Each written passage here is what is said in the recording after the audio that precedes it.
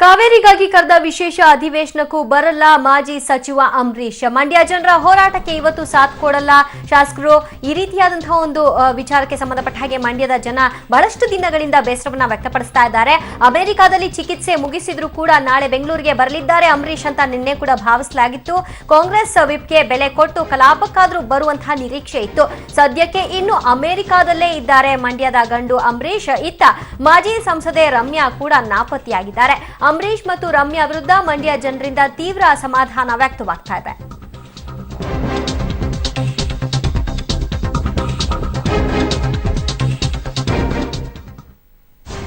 ಕಾವೇರಿಗೆ ವಿಶೇಷ ಅಧಿವೇಶನ ಕರೆಯಲಾಗಿದೆ. ಈ ವಿಶೇಷ ಅಧಿವೇಶನಕ್ಕೆ ಅಂಬರೀಶ್ ಅವರು ಬರ್ತಾರೆ ಅನ್ನುವಂತಹ ಒಂದು ಮನಸ್ಥಿತಿಯನ್ನ ನಿರೀಕ್ಷೆಯನ್ನ ಎಲ್ಲರೂ ಇಟ್ಕೊಂಡಿದ್ರು. ಆದ್ರೆ ಮತ್ತೆ ಮಂಡ್ಯದ ಜನರಿಗೆ ದ್ರೋಹವನ್ನ ಮಾಡಲಾಗಿದೆ. ಅವರ ಒಂದು ನಿರೀಕ್ಷೆಗಳಿಗೆ ಮತ್ತೆ ತಣ್ಣೀರನ್ನ ಎರಚಲಾಗಿದೆ. ಅಮೆರಿಕಾದಲ್ಲಿ ಚಿಕಿತ್ಸೆ ಪಡೆದು ನಾಳೆ ಬೆಂಗಳೂರಿಗೆ ಅಂಬರೀಶ್ ಅವರು ಬರ್ತಾರೆ. ಕಾಂಗ್ರೆಸ್ನ ವಿಪ್ಗೆ ಬೆಲೆ ಕೊಟ್ಟಾದ್ರೂ ಕಲಾಪಕ್ಕೆ ಬರ್ತಾರೆ ಅನ್ನುವಂತಹ ನಿರೀಕ್ಷೆಯನ್ನ ಹುಸಿಗೊಳಿಸಿದ್ದಾರೆ. ಸದ್ಯಕ್ಕೆ ಇನ್ನು ಅಮೆರಿಕಾದಲ್ಲೇ ಇರುವಂತಹ ಮಂಡ್ಯದ ಗಂಡು ಅಂಬರೀಶ್ ಜೊತೆಗೆ ರಮ್ಯಾ ಅವರು ಕೂಡ ನಾಪತ್ತೆಯಾಗಿದ್ದಾರೆ. ಕಾವೇರಿಗಾಗಿ ಕರೆದಂತಹ ವಿಶೇಷ ಅಧಿವೇಶನಕ್ಕೂ ಬರಲ್ಲ ಮಾಜಿ ಸಚಿವ ಅಂಬರೀಶ್ ಅನ್ನುವಂಥದ್ದು ಬೇಸರವನ್ನ ಮೂಡಿಸಿದೆ. ಇನ್ನು ವಿಧಾನಸೌಧ ಆವರಣದಲ್ಲಿ ಆರ್ ಅಶೋಕ್ ಮಾತನಾಡ್ತಿದ್ದಾರೆ. ಅವ್ರೇನ್ ಹೇಳ್ತಾ ಇದ್ದಾರೆ ಕೇಳೋಣ.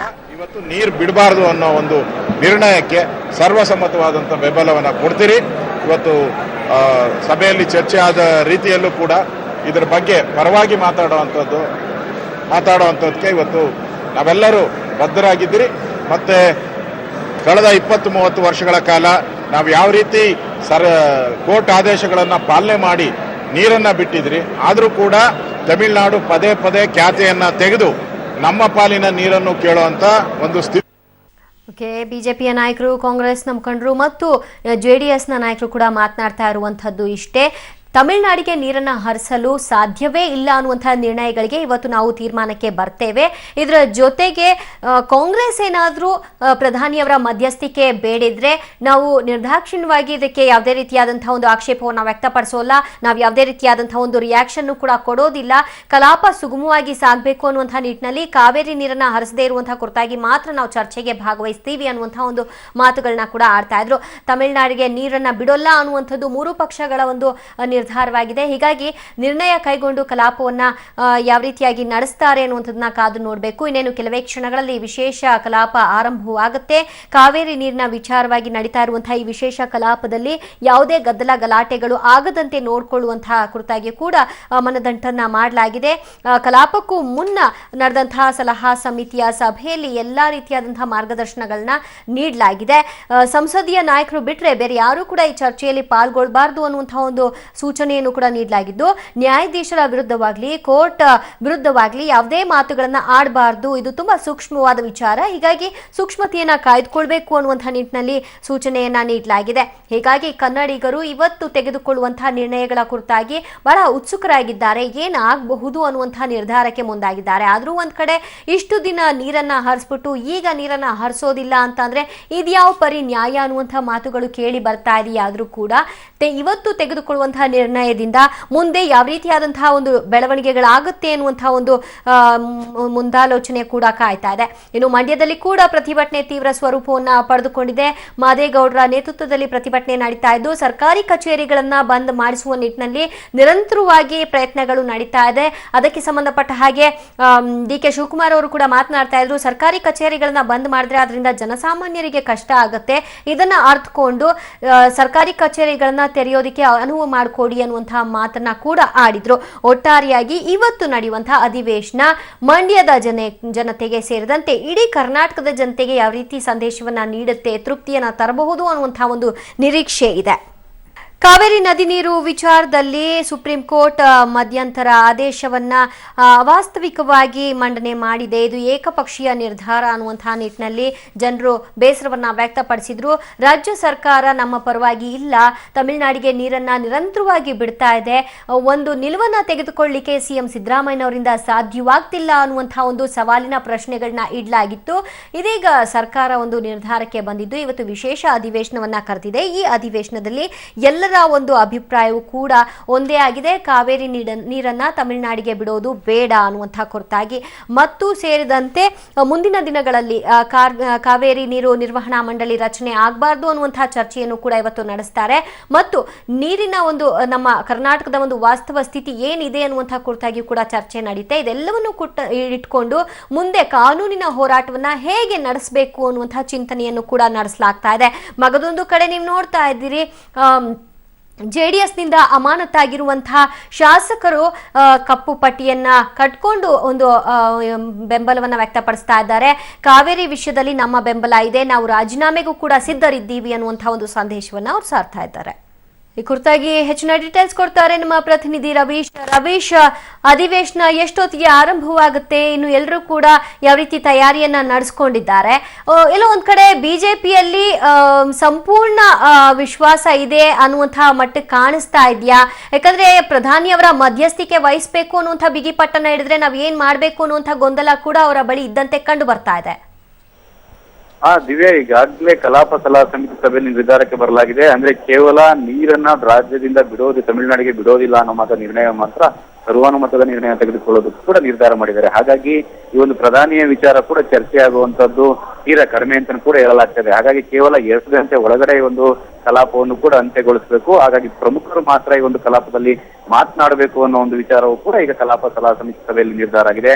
ಹಾಗಾಗಿ ವಿಪಕ್ಷಗಳ ನಾಯಕರುಗಳು ಮತ್ತೆ ಆ ಒಂದು ಕಾವೇರಿ ಭಾಗದ ಒಂದು ಪ್ರಮುಖ ಶಾಸಕರು ಜೊತೆಗೆ ಆಡಳಿತ ಪಕ್ಷದ ಕೆಲವರು ಮಾತ್ರ ಮಾತನಾಡಬೇಕು ಅಂತ ಕೂಡ ಈ ಒಂದು ಕಲಾಪ ಸಲಹಾ ಸಮಿತಿ ಸಭೆಯಲ್ಲಿ ಚರ್ಚೆಯಾಗಿದೆ. ಹಾಗಾಗಿ ಕೇವಲ ತಮಿಳುನಾಡಿಗೆ ನಮ್ಮಲ್ಲಿ ನೀರಿಲ್ಲ, ಹಾಗಾಗಿ ತಮಿಳುನಾಡಿಗೆ ನೀರು ಬಿಡೋದಿಲ್ಲ ಅನ್ನೋ ಸರ್ವಾನುಮತ ನಿರ್ಣಯ ಮಾತ್ರ ತೆಗೆದುಕೊಳ್ಳಲಾಗ್ತಾ ಇದೆ ಅಂತ ಕೂಡ ಹೇಳಲಾಗ್ತಾ ಇದೆ. ಹಾಗಾಗಿ ಇದಕ್ಕೆ ಬಿಜೆಪಿ ಮತ್ತೆ ಜೆಡಿಎಸ್ ಕೂಡ ಒಪ್ಪಿದೆ ಅಂತ ಕೂಡ ಹೇಳಲಾಗ್ತಾ ಇದೆ. ಹಾಗಾಗಿ ಈಗ ಇನ್ನೇನು ಕೆಲವೇ ಕ್ಷಣಗಳಲ್ಲಿ ಈ ಒಂದು ಕಲಾಪ ಆರಂಭ ಆಗುತ್ತೆ. ಆರಂಭವಾದ ಬಳಿಕ ಯಾವ ರೀತಿ ಚರ್ಚೆ ಆಗುತ್ತೆ ಅನ್ನೋದು ಕೂಡ ಕಾದು ನೋಡಬೇಕಾಗಿದೆ. ದಿವ್ಯಾ, ಅಂದ್ರೆ ಸಾಮಾನ್ಯವಾಗಿ ಅಧಿವೇಶನ ಅಂದ್ರೆ ಇಡೀ ದಿನ ನಡೆಯುತ್ತೆ, ಆದ್ರೆ ಈ ಒಂದು ಅಧಿವೇಶನ ವಿಶೇಷ ಅಧಿವೇಶನ ಇಡೀ ದಿನ ನಡೆಯೋದಿಲ್ಲ, 2 ಗಂಟೆಯೊಳಗೆ ನಿರ್ಣಯ ಕೈಗೊಳ್ಳಲಾಗುವುದು ಅನ್ನುವಂತಹ ಒಂದು ಮಾಹಿತಿಯನ್ನು ಕೂಡ ಹೊರ ಹಾಕಲಾಗಿದೆ. ಅದ್ರ ಬಗ್ಗೆ ಏನ್ ಹೇಳ್ಬೋದು ರವೀಶ್? ದಿವ್ಯಾ, ಇದೊಂದು ಸೂಕ್ಷ್ಮವಾದ ವಿಚಾರ. ಮತ್ತೆ ಇದೊಂದು ಸುಪ್ರೀಂ ಕೋರ್ಟ್ ನ ಒಂದು ಆದೇಶ ಏನಿದೆ, ಆ ಒಂದು ಆದೇಶದ ಇದಕ್ಕೆ ಸರ್ವಾನುಮತದ ನಿರ್ಣಯವನ್ನು ಕೈಗೊಳ್ಳುವಂತಹ ವಿಚಾರ. ಹಾಗಾಗಿ ಇಲ್ಲಿ ಬಗ್ಗೆ ಆಗ್ಲಿ ಅಥವಾ ನ್ಯಾಯ ಇದ್ರ ಬಗ್ಗೆ ಆಗ್ಲಿ ಯಾರು ಕೂಡ ಅಂದ್ರೆ ಎಲ್ಲಾ ಶಾಸಕರು ಕೂಡ ಚರ್ಚೆಯಲ್ಲಿ ಭಾಗವಹಿಸಿದಾಗ ಅಲ್ಲಿ ಏನಾದ್ರೂ ಬಂದಾಗ ಅದು ಮತ್ತಷ್ಟು ಸಮಸ್ಯೆ ಬಿಗಡಾಯಿಸುತ್ತೆ. ಹಾಗಾಗಿ ಈ ಒಂದು ಸೂಕ್ಷ್ಮವಾದ ವಿಚಾರವನ್ನ ಬಹಳ ಸೂಕ್ಷ್ಮವಾಗಿ ನಾವು ಇಲ್ಲಿ ಅಂತ್ಯಗೊಳಿಸಬೇಕಾಗತ್ತೆ ಅನ್ನೋ ನಿರ್ಧಾರದಿಂದಾಗಿ ಇವತ್ತು ಕಡಿಮೆ ಸಮಯದಲ್ಲಿ ಅಂದ್ರೆ ಕೆಲ ನಾಯಕರು ಸೂಕ್ಷ್ಮವಾಗಿ ಒಂದು ವಿಚಾರವನ್ನ ವಾಸ್ತವತೆಯನ್ನ ಒಂದು ಬೆಳಕು ಚೆಲ್ಲುವುದರ ಮೂಲಕ ಇವನು ನಿರ್ಣಯವನ್ನು ಕೈಗೊಳ್ಳಬೇಕು ಅನ್ನೋದು ಕೂಡ ಚರ್ಚೆಯಾಗಿರುವಂತಹ ವಿಷಯ. ಹಾಗಾಗಿ ಇದು ಕೇವಲ ಕಡಿಮೆ ಅವಧಿಯಲ್ಲಿ ಈ ಒಂದು ಕಲಾಪವನ್ನು ಕೂಡ ಒಂದು ಮುಗಿಸೋದಕ್ಕೆ ಈಗಾಗಲೇ ಅಂದ್ರೆ ಅಂತ್ಯಗೊಳಿಸೋದಕ್ಕೆ ನಿರ್ಧಾರ ಮಾಡಲಾಗಿದೆ. ಅಂದ್ರೆ ಕೆಲವರು ಕೇವಲ ಒಂದು 5 ರಿಂದ 10 ನಿಮಿಷ ಒಂದಷ್ಟು ಅಂತ ವಿಪಕ್ಷಗಳಿಂದ ಮತ್ತೆ ಆಡಳಿತ ಪಕ್ಷದಿಂದ ಸದಸ್ಯರು ಮಾತ್ರ ಮಾತಾಡೋದಕ್ಕೆ ಅವಕಾಶ ಇರುತ್ತೆ. ಹಾಗಾಗಿ ಇಲ್ಲಿ ಎಲ್ಲಾ ಶಾಸಕರು ಕೂಡ ಭಾಗವಹಿಸೋದಕ್ಕೆ ಕೂಡ ಅವಕಾಶ ಇರೋದಿಲ್ಲ. ಹಾಗಾಗಿ ಮನವಿಯನ್ನು ಕೂಡ ಮಾಡ್ಕೊಂಡಿದ್ದಾರೆ. ಅಂದ್ರೆ ಎಲ್ಲರೂ ಕೂಡ ಬೇಕಾಬಿಟ್ಟಿಯಾಗಿ ಎದ್ದು ನಿಂತ್ಕೊಂಡು ಆರೋಪ ಪ್ರತ್ಯಾರೋಪಗಳನ್ನ ಮಾಡೋದಾಗ್ಲಿ ಅಥವಾ ಬೇರೆ ರೀತಿ ಒಂದು ನ್ಯಾಯಾಧೀಶರ ಬಗ್ಗೆ ಆಗ್ಲಿ ಮತ್ತೆ ಸುಪ್ರೀಂ ಕೋರ್ಟ್ ಬಗ್ಗೆ ಆಗ್ಲಿ ಯಾರಾದ್ರೂ ಮಾತನಾಡೋದಾಗ್ಲಿ ಇದಕ್ಕೆಲ್ಲವೂ ಕೂಡ ಕಡಿವಾಣ ಹಾಕ್ಬೇಕು. ಯಾರು ಕೂಡ ಆ ರೀತಿ ಮಾಡಬಾರ್ದು ಅಂತಾನು ಕೂಡ ಮನವಿ ಆಯಾ ಪಕ್ಷದ ಒಂದು ಮುಖ್ಯಸ್ಥರು ಏನಿದ್ದಾರೆ ಆ ಒಂದು ಪಕ್ಷದ ನಾಯಕರುಗಳು ಆ ಒಂದು ಶಾಸಕರುಗಳಿಗೆ ಮನವಿಯನ್ನು ಕೂಡ ಮಾಡ್ಕೊಂಡಿದ್ದಾರೆ. ಹಾಗಾಗಿ ಈ ಒಂದು ಕಡಿಮೆ ಅವಧಿಯಲ್ಲಿ ಒಂದು ಕಲಾಪ ಅಂತ್ಯಗೊಳ್ಳುವಂತಹ ಸಾಧ್ಯತೆ ಇದೆ. ನಿಮ್ಮೆಲ್ಲ ಮಾಹಿತಿಗೆ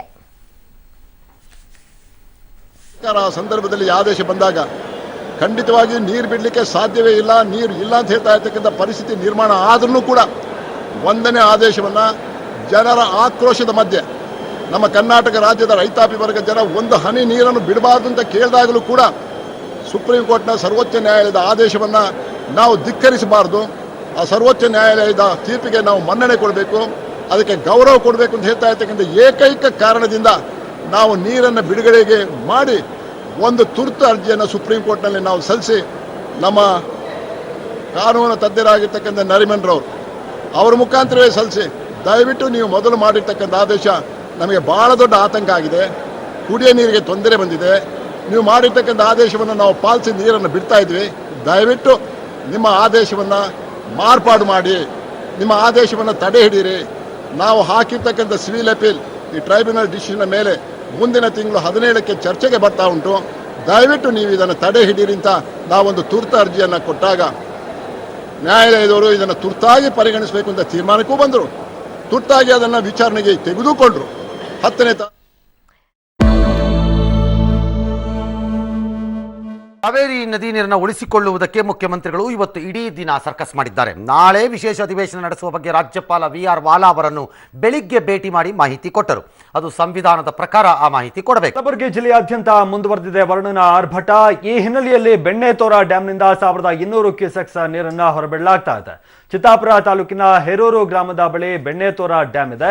ಡ್ಯಾಂನ 4 ಗೇಟ್ಗಳ ಮೂಲಕ ಕಾಗಿಣಾ ನದಿಗೆ ನೀರನ್ನ ಬಿಡುಗಡೆ ಮಾಡಲಾಗ್ತಾ ಇದೆ. ಇನ್ನು ಚಿತ್ತಾಪುರ ತಾಲೂಕಿನ ದಂಡೋತಿ ಮತ್ತು ಸೇಡಂ ತಾಲೂಕಿನ ಮಳಕೇಡ ಸೇತುವೆ ಮುಳುಗಡೆ ಭೀತಿಯನ್ನು ಕೂಡ ಎದುರಿಸ್ತಾ ಇದೆ.